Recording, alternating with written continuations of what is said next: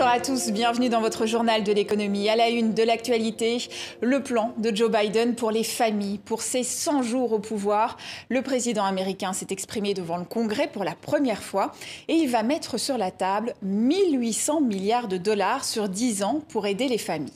Le plan prévoit la gratuité des 2 premières années d'école maternelle, le paiement par l'État du droit d'inscription dans certaines universités, des subventions pour les gardes d'enfants, des crédits d'impôt pour les familles, des dépenses massives qui seront en partie financées par des augmentations d'impôts pour les plus riches et pour les sociétés. Pas question en revanche de faire payer la classe moyenne.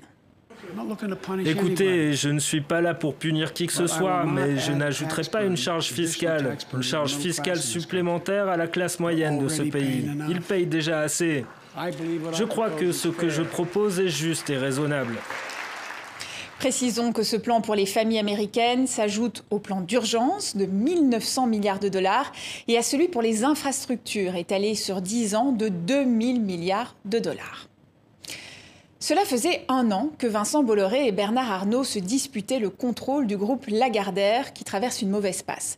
Ses boutiques d'aéroports, ses activités dans l'édition et surtout ses médias avec la radio Europe 1, le magazine Paris Match ou encore le JDD aiguisent les appétits.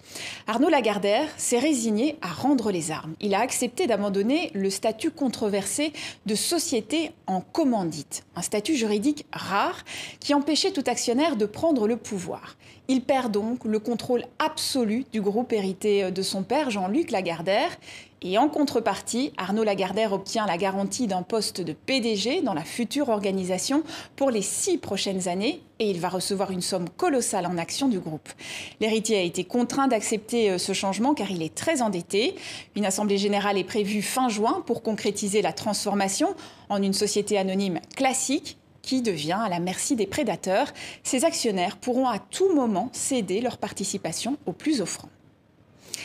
Près de 18 milliards de dollars, c'est le bénéfice net de Google ce premier trimestre. C'est presque 3 fois plus que l'année dernière.